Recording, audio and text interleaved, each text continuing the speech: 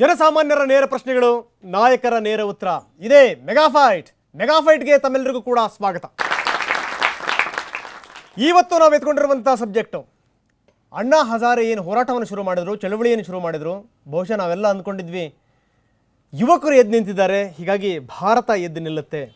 ಇನ್ನು ಭಾರತದಲ್ಲಿ ಒಂದು ಹೊಸ ಶಕೆ ಆರಂಭವಾಯಿತು. ಇನ್ನು ಭಾರತ ನೋಡಿ ಯಾವ ರೀತಿ ಯಾವ ಕಡೆಗೆ ದಾಪಗಾಲಿಡುತ್ತೆ ಅಂತ. 1 ವರ್ಷ ಆಗಿದೆ, ಆದರೆ ಅಣ್ಣಾ ಹಜಾರೆ ಅವರ ಹೋರಾಟ ಇವತ್ತಿಗೆ ಎಲ್ಲಿಗೆ ಬಂದು ನಿಂತಿದೆ ನೆನೆಸ್ಕೊಂಡ್ರೆ ನಿಜಕ್ಕೂ ಬೇಜಾರಾಗುತ್ತೆ. ಒಂದು ಚಳವಳಿಯನ್ನು, ಒಂದು ಹೋರಾಟವನ್ನು ಯಶಸ್ವಿಯಾಗಿ ಹತ್ತಿಕ್ಕಲಾಗಿದೆ. ಎಲ್ಲೋ ಒಂದು ಕಡೆಗೆ ಇಡೀ ಹೋರಾಟ, ಆ ಒಂದು ಮನೋಭಾವನೆ ಅನ್ನುವಂಥದ್ದು ಏನಿತ್ತು ಅದು ಡೈಲ್ಯೂಟ್ ಆಗಿದೆ ಇವತ್ತು. ಅಂದರೆ ನಮ್ಮ ದೇಶಕ್ಕೆ ಇನ್ನೆಂಥ ಹೋರಾಟಗಳು ಬೇಕು, ಇನ್ನೆಂಥ ಚಳವಳಿಗಳು ಬೇಕು. ಅದೇ ಇವತ್ತಿನ ಸಬ್ಜೆಕ್ಟ್. ಎಲ್ಲಿಗೆ ಬಂತು ಅಣ್ಣಾ ಚಳವಳಿ? ಬನ್ನಿ ಇದ್ರ ಬಗ್ಗೆ ಮಾತಾಡಲಿಕ್ಕೆ ಮಾಸ್ಟರ್ ಹಿರಣ್ಣಯ್ಯ ನಮ್ಮ ಜೊತೆಗಿದ್ದಾರೆ, ಹಿರಿಯ ರಂಗಕರ್ಮಿಗಳು. ಹಿರಣ್ಣಯ್ಯನವರೇ, ಕಾರ್ಯಕ್ರಮಕ್ಕೆ ತಮಗೆ ಸ್ವಾಗತ.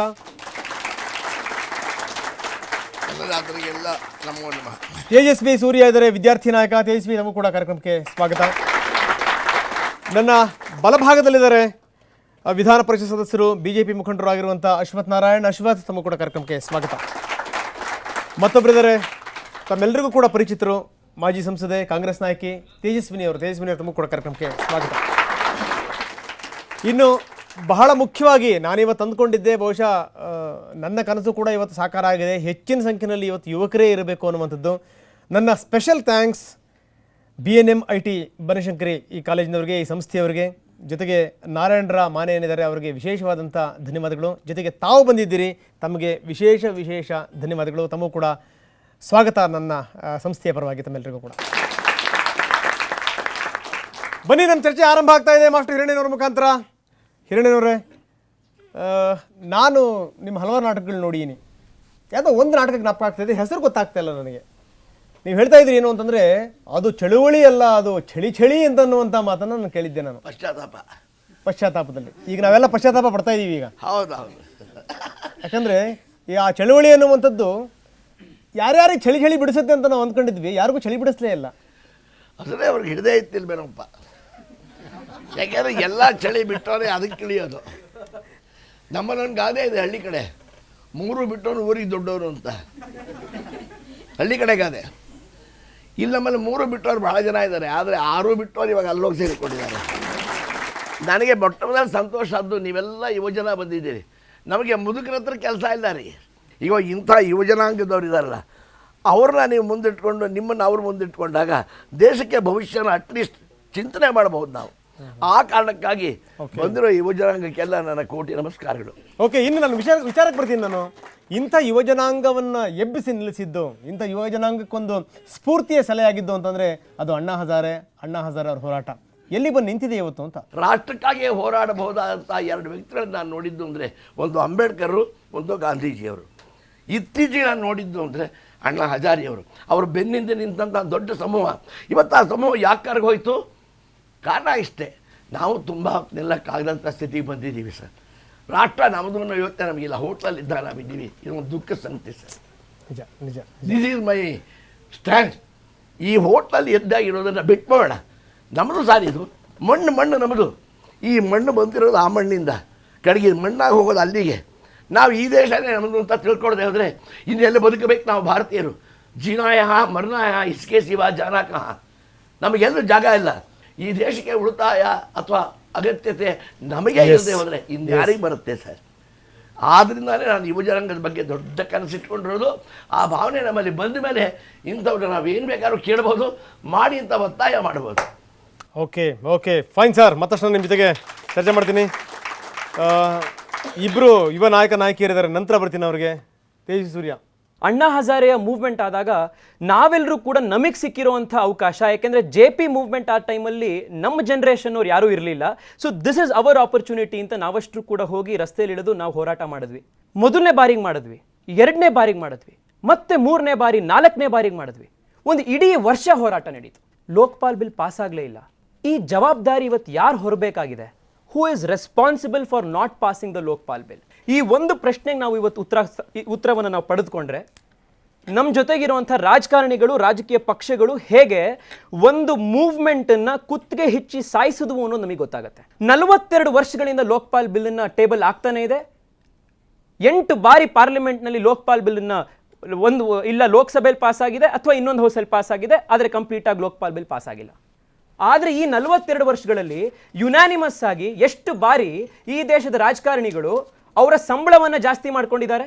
ಲೋಕಪಾಲ್ ಬಿಲ್ ಅನ್ನು ತಗೊಂಡು ಬರಬೇಕು ಅಂತಂದ್ರೆ ಮಾಡೋದಿಲ್ಲ. ಯಾಕೆ ಗೊತ್ತಾ? ಸತ್ಯ ನೀನು ಯಾರೂ ಹೇಳಲಿಲ್ಲ. ನಮ್ಮ ದೇಶದ ನಿಜವಾಗ್ಲೂ ಪ್ರಾಮಾಣಿಕ ರಾಜಕಾರಣಿ ಒಬ್ಬರಿದ್ದಾರೆ, ಲಾಲೂ ಪ್ರಸಾದ್ ಯಾದವ್. ಅವ್ರು ನಿಜವಾಗ್ಲೂ ಹೇಳಿದ್ರು ಪಾರ್ಲಿಮೆಂಟಲ್ಲಿ, ನಮಗೆ ಲೋಕಪಾಲ್ ಯಾಕೆ ಬೇಡ ಅಂತ. ಲೋಕಪಾಲ್ ಬಿಲ್ ಏನಾದರೂ ತಗೊಂಡು ಬಂದ್ಬಿಟ್ರೆ ಇಲ್ಲಿ ಕೂತಿದೀವಲ್ಲ ನಾವೆಲ್ಲರೂ ಎಂಪಿಗಳು, ನಾವೆಲ್ಲರೂ ಜೈಲ್ಗೆ ಹೋಗ್ಬೇಕಾಗತ್ತೆ, ಅದಕ್ಕೆ ಟೇಕ್ ದಿಸ್ ಅವೇ ಅಂದ್ರು ಅವರು ಪಾರ್ಲಿಮೆಂಟ್ನಲ್ಲಿ. Yes, fine. ಅಶ್ವಥ್ ನಾರಾಯಣ್, ಆ ಪಕ್ಷ ಈ ಪಕ್ಷ ಅನ್ನುವಂಥದ್ದಲ್ಲ, ಒಟ್ಟು ರಾಜಕಾರಣಿಗಳು ಒಂದು ವ್ಯವಸ್ಥಿತವಾದಂಥ ಸಂಚಿನಿಂದ ಈ ಒಂದು ಚಳವಳಿ ಈ ರೀತಿ ಈ ಮಟ್ಟಕ್ಕೆ ಬಂದಿದೆ ಅನ್ನುವಂಥದ್ದು ಏನಂತೀರಿ? ಮೊರಾರ್ಜಿ ದೇಸಾಯಿ ಅವರು ಪ್ರಧಾನಮಂತ್ರಿಗಳಾಗಿದ್ದಂಥ ಮೊದಲನೇ ಬಾರಿನಲ್ಲಿ ಅವತ್ತು ಪ್ರಾರಂಭ ಆದಂಥ ಈ ಬಿಲ್ಲು ಇವತ್ತಿನವರೆಗೂ ಸಹ ತಾವು ಹೇಳ್ದಂಗೆ ಇದು ಹಳ್ಳ ಹಿಡಿತಾನೇ ಇದೆ. ಅಣ್ಣಾ ಹಜಾರೆ ಅವರು ಜನಲೋಕಪಾಲ್ ಬಿಲ್ಲನ್ನು ತಂದರೆ ಸರ್ಕಾರ ಲೋಕಪಾಲ್ ಬಿಲ್ಲನ್ನು ತರ್ತಾರೆ. ಅವರೊಂದು ಹೇಳಿದ್ರೆ ಇವರೊಂದು ಹೇಳ್ತಾರೆ. ಇಲ್ಲಿ ಒಂದು ಏನಾಗಿದೆ, ಒಂದು ಕೋಆರ್ಡಿನೇಷನ್ಸ್ ಇಲ್ಲ ಇಲ್ಲಿ. ಪೊಲಿಟಿಷಿಯನ್ಸು ಮತ್ತು ಅವ್ರು ಹೇಳ್ದಂಗೆ ಒಂದು ಯಾವುದೇ ಪೊಲಿಟಿಕಲ್ ಪಾರ್ಟಿಯ ನಿಶ್ಚಯವಾಗಿ ಈ ರೀತಿ ಅಣ್ಣಾ ಹಜಾರೆಯವರೇ ಸಂಪೂರ್ಣವಾಗಿ ಮಾಡಲಿ ಅನ್ನೋಂಥದ್ದನ್ನು ಯಾವುದೇ ಪೊಲಿಟಿಕಲ್ ಪಾರ್ಟಿ ಹೇಳ್ತಾ ಇಲ್ಲ. ಒಂದು ಸಣ್ಣ ಉದಾಹರಣೆ ನಾನು ಹೇಳ್ತೀನಿ. ಅಣ್ಣಾ ಹಜಾರೆಯವರು ಅವತ್ತಿನ ಲಾ ಮಿನಿಸ್ಟ್ರಿಗೆ ಒಂದು ಪತ್ರವನ್ನು ಬರೆದರು.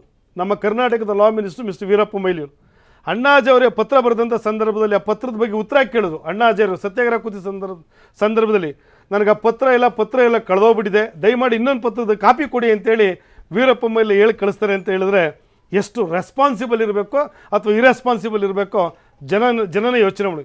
ಅಣ್ಣಾ ಹಜಾರೆ ಅವರು ಕೂತಂಥ ಸತ್ಯಾಗ್ರಹವನ್ನು ಯಾವ ರೀತಿ ಕೇಂದ್ರದಲ್ಲಿರ್ತಕ್ಕಂಥ ಸರ್ಕಾರ ಇವತ್ತು ಮಠ ಸೇರಿಸಿದ್ರು ಅಂತ ಹೇಳ್ತಾರಲ್ಲ, ಆ ಭಾಷೆಯಲ್ಲಿ ಹೇಳ್ಬೇಕಂದ್ರೆ ಹಳ್ಳ ಹಿಡಿಸ್ಬಿಟ್ರು ಅವ್ರ ಹೋರಾಟನೇ. ಎಲ್ಲ ಒಂದು ಕಡೆ ಇಂಥ ಬಿಲ್ಲನ್ನು ಬಂದಂಥ ಸಂದರ್ಭದಲ್ಲಿ ನಾವು ಸಹ ನೆಮ್ಮದಿಯಾಗಿರ್ಲಿಕ್ಕಲ್ಲ, ಕೇವಲ ರಾಜಕಾರಣಿಗಳು ಮಾತ್ರ ಅಲ್ಲ, ಈ ಒಂದು ಸರ್ಪ ನಮಗೂ ಸುತ್ತಕೊಳ್ಳುತ್ತೆ ಅಂತೇಳಿ ಅಧಿಕಾರಿಗಳು, ಇವತ್ತು ಜುಡಿಷಿಯರಿ ಎಲ್ಲ ಥರದ ವರ್ಗನೂ ಸಹ ಈ ಬಿಲ್ಲನ್ನು ಪಾಸ್ ಆಗದೇ ಇರೋ ರೀತಿಯಲ್ಲಿ ಭಾಳ ಜವಾಬ್ದಾರಿಯಿಂದ ನೋಡ್ಕೊಂಡು ಇದಕ್ಕೆ ನೇರ ಹೊಣೆ ಇವತ್ತಿರ್ತಕ್ಕಂಥ ಕೇಂದ್ರದಲ್ಲಿರ್ತಕ್ಕಂಥ UPA ಸರ್ಕಾರ. ಓಕೆ ಮೇಡಮ್, ಭ್ರಷ್ಟಾಚಾರದ ಮತ್ತು ಕಳಪೆ ರಾಜಕಾರಣಿಗಳು ಇವತ್ತು ಸಮಾಜದಲ್ಲಿ ವಿಜೃಂಭಣೆ ಮಾಡ್ತಾ ಇದ್ರೆ ಅದರ ಪೂರ್ಣ ಹೊಣೆಗಾರಿಕೆಯನ್ನ ನಾಗರಿಕರಾದ ನಾವೇ ಹೊರಬೇಕಾಗುತ್ತೆ. ಅದರಲ್ಲೂ ಕೂಡ ಇವತ್ತು ವಿಶೇಷವಾಗಿ ಒಂದು ಆಶಾಕಿರಣ ಭರವಸೆಯಾಗಿ ಕಾಣ್ತಾ ಇರ್ತಕ್ಕಂಥ ನಮ್ಮ ಯುವ ಜನಾಂಗ ಹೊರಬೇಕಾಗತ್ತೆ ಅಂತಕ್ಕಂಥದ್ದು ನನ್ನ ಒಂದು ಆತ್ಮವಿಮರ್ಶೆ. ಕೆಲವು ವ್ಯಕ್ತಿಗಳು ಇವತ್ತು ಅರವಿಂದ್ ಏನು ಒಂದು ಕೇಜ್ರಿವಾಲ್ ಇದ್ದಾರೆ, ಅವರು ಕ್ರೇಜಿ ಪ್ರತಿಯೊಂದು ವಿಚಾರ. ಅಣ್ಣ ಏನು ಆಲೋಚನೆ ಮಾಡ್ತಾರೋ ಗೊತ್ತಿಲ್ಲ, ಅಣ್ಣನ ಮನಸ್ಸಿನಲ್ಲಿ ಏನಿದೆ. ಅಣ್ಣ ಇವತ್ತು ಅವ್ರು ಏನು ಕೇಂದ್ರ ಸರ್ಕಾರದ ವಿರುದ್ಧ ಫೈಟ್ ಮಾಡ್ಲಿ, ರಾಜಕಾರಣಿಗಳ ವಿರುದ್ಧ ಫೈಟ್ ಮಾಡ್ಲಿ, ಅಣ್ಣ ಪೂರ್ತಿ ತಪ್ಪು ಅಂತ ಮಾಡೋದಿಲ್ಲ.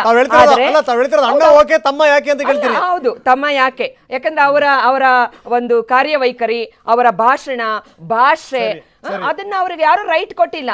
ಯಾರೇ ರಾಜಕಾರಣಿ ಇದ್ರೆ ಆ ಸಂಸದರು ನಿಮ್ಮ ಸಂಸದರು, ನೀವು ಓಟ್ ಒಂದು ಪ್ರಶ್ನೆ ಉತ್ತರ ಕೊಡಿ. ತಾವು ಹೇಳ್ತಾ ಇದ್ದೀರಿ ಅಣ್ಣಾ ಹಜಾರೆ ತುಂಬಾ ಒಳ್ಳೆಯವರು, ಆದ್ರೆ ಅವ್ರು ಹಿಂದಿರುವಂತವರು ಒಳ್ಳೆಯವರಲ್ಲ ಅನ್ನುವಂತ ಧಾಟಿಲಿ ಹೇಳ್ತಾ ಇದ್ದೀರಿ. ಸಂತೋಷ್ ಹೆಗ್ಡೆ ಅವರು ಕೂಡ ಇದ್ದಾರೆ ಬೆಂಬಲವಾಗಿ. ಅಲ್ಲ, ಸಂತೋಷ್ ಹೆಗ್ಡೆ ಸಂತೋಷ್ ಹೆಗ್ಡೆ ಅವರ ಬಗ್ಗೆ ನಮಗೆ ಪೂರ್ಣ ಒಂದು ಗೌರವ ಇದೆ. ಸಂತೋಷ್ ಹೆಗ್ಡೆ ಅವರು ನೋಡಿ ಕೆಲವೊಂದು ವಿಚಾರದಲ್ಲಿ ಡಿಫರ್ ಆದ್ರು. ಯಾವಾಗ ಡಿಫರ್ ಆದ್ರು?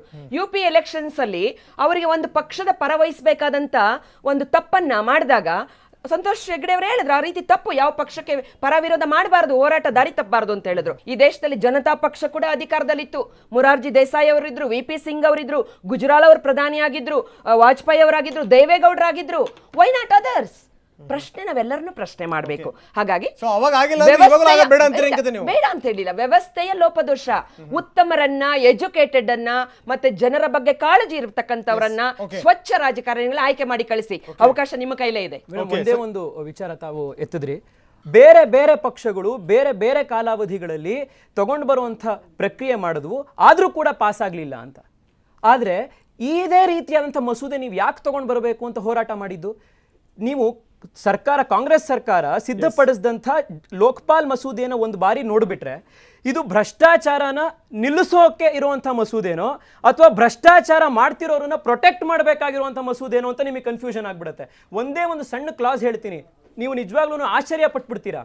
ಈಗ ಅಕಸ್ಮಾತ್ ಒಬ್ಬರು ಭ್ರಷ್ಟ ಅಧಿಕಾರಿ ಬಗ್ಗೆ ಅಥವಾ ರಾಜಕಾರಣಿಗಳ ಮೇಲೆ ಯಾರಾದರೂ ಕಂಪ್ಲೇಂಟ್ ಕೊಟ್ಟರೆ ಸರ್ಕಾರ ತಯಾರು ಮಾಡಿದಂಥ ಲೋಕಪಾಲ್ ಬಿಲ್ನಲ್ಲಿದ್ದಂಥ ಕ್ಲಾಸು ಏನು ಹೇಳುತ್ತೆ ಅಂದರೆ, ನೀವು ಕಂಪ್ಲೇಂಟ್ ಕೊಟ್ಟರೆ ಆ ಕಂಪ್ಲೇಂಟ್ ಕೊಟ್ಟಿರುವಂಥ ಅಧಿಕಾರಿ ಇರ್ತಾರಲ್ಲ, ಆ ಅಧಿಕಾರಿಗೆ ಫ್ರೀಯಾಗಿ ಲೀಗಲ್ ಸರ್ವಿಸ್ನ ಸರ್ಕಾರ ಕೊಡುತ್ತೆ. ಆದರೆ ಕಂಪ್ಲೇಂಟ್ ಕೊಟ್ಟಿರುವಂಥ ವ್ಯಕ್ತಿ ಅವನು ಸ್ವಂತ ಖರ್ಚಿನಲ್ಲಿ ಕೇಸ್ ನಡೆಸಬೇಕು. ಸರ್ಕಾರ ಯಾರ ಪರವಾಗಿ ನಿಲ್ತಿದೆ? ಅಕಸ್ಮಾತ್ ಏನಾದರೂ ನೀವು ಕಂಪ್ಲೇಂಟ್ ಕೊಟ್ಟಿರ್ತೀರಾ, ಪ್ರೂವ್ ಆದರು ಅಂತಂದರೆ ಅವರಿಗೆ 6 ತಿಂಗಳು ಶಿಕ್ಷೆ. ಅಕಸ್ಮಾತ್ ನೀವು ಕಂಪ್ಲೇಂಟ್ ಕೊಟ್ಟಿರ್ತೀರಾ, ಪ್ರೂವ್ ಆಗಲಿಲ್ಲ, ಕಾರಣಾಂತರಗಳಿಂದ. ಕಂಪ್ಲೇಂಟ್ ಕೊಟ್ಟವನಿಗೆ 2 ವರ್ಷ ಶಿಕ್ಷೆ. ಜನ ಕಂಪ್ಲೇಂಟೇ ಕೊಡಬಾರ್ದು, ಮನೇಲಿ ಕೂತ್ಬಿಟ್ಟಿರ್ಬೇಕು. ಸಂವಿಧಾನವನ್ನ ಬೇಕಾದಷ್ಟು ಸಲ ಬದಲಾವಣೆ ಮಾಡಿದ್ದೇವೆ. Okay. ಈಗ ಇಂಡಿಯನ್ ಪೀನಲ್ ಕೋಡ್ CRPC ತಗೊಳ್ಳಿ, ಅಪರಾಧಗಳನ್ನ ಕರೆಕ್ಟ್ ಆಗಿರ್ತಕ್ಕಂಥ ನಮ್ಮ ಸಂವಿಧಾನದ ಅಪರಾಧ ಸಂಹಿತೆಯನ್ನ ಜಾರಿ ಮಾಡಿಬಿಟ್ರೆ ಈ ದೇಶದಲ್ಲಿ ಸಮಾಜದಲ್ಲಿ ಒಂದು ತಪ್ಪಲಾಗಕ್ಕೆ ಸಾಧ್ಯ ಇಲ್ಲ. ಜಾರಿ ಮಾಡುವಲ್ಲಿ ನಾವು ವಿಫಲರಾಗಿದ್ದೇವೆ.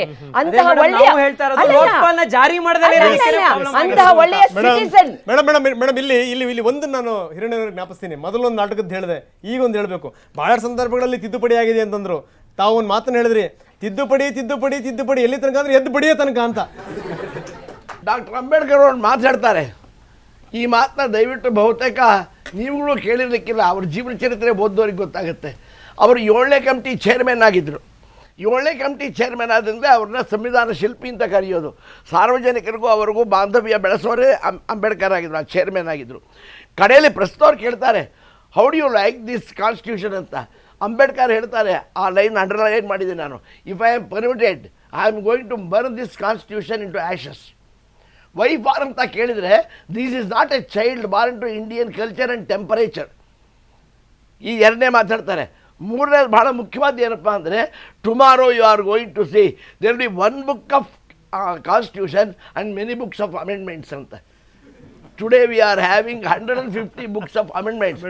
ಆದರೆ ಇಂಗ್ಲೆಂಡ್, UK-ನಲ್ಲಿ ಓರಲ್ ಕಾನ್ಸ್ಟಿಟ್ಯೂಷನ್ ಫಾರ್ಮ್ಡ್ ಬೈ 450 ವರ್ಷದ ಕೆಳಗಿಂದು ಒಂದು ಅಮೆಂಡ್ಮೆಂಟು ಆಗಿಲ್ಲ. ಅಮೆರಿಕಾದ್ದು ಫಿಲ್ಡೆಲ್ಫಿಯಾದಲ್ಲಿ ರಿಲೀಸ್ ಆದ್ದು ಅದು 1 ಶೀಟ್ ಕಾನ್ಸ್ಟಿಟ್ಯೂಷನ್ನು, 3 ಅಮೆಂಡ್ಮೆಂಟ್ ಆಗಿದೆ. ಇಷ್ಟೇ ಆಗಿರೋದು. ನಮ್ಮದೇನೆ ಬುಕ್ಸ್ ಟುಗೆದರ್ ಅಮೆಂಡ್ಮೆಂಟ್ಸ್ ಇದೆ ಅಮ್ಮ. Fine, thank you. ಸೊ ಇನ್ನಷ್ಟು ಮಾತಾಡೋಣ. ಜೊತೆಗೆ ಏನು ಅಂದರೆ, ಈಗ ನಿಮ್ಮಗಳ ಸರದಿ, ನಿಮ್ಮ ಪ್ರಶ್ನೆಗಳೇನು, ವೇದಿಕೆ ಮೇಲಿರುವಂಥ ನಾಯಕರ ಉತ್ತರಗಳೇನು ನೋಡೋಣ. ಅದಕ್ಕಿಂತ ಮೊದಲು ಒಂದು ಪುಟ್ಟ ವಿರಾಮ. ಅಹಿಂಸೆ ಹೇಳಿದ ಗಾಂಧೀಜಿಯನ್ನು ಕೊಂದದ್ದು ತಪ್ಪಲ್ವಾ? ಅಣ್ಣಾ ಹಜಾರೆಗೆ ನಮ್ಮ ಬೆಂಬಲ ಇದ್ದೇ ಇರುತ್ತೆ. ಜನ್ ಲೋಕ್ಪಾಲ್ ಅಣ್ಣಾ ಹಜಾರೆ ಬೆಂಬಲ ಇದ್ದಿದ್ರೆ movement ಹೋರಾಡ್ತೀವಿ.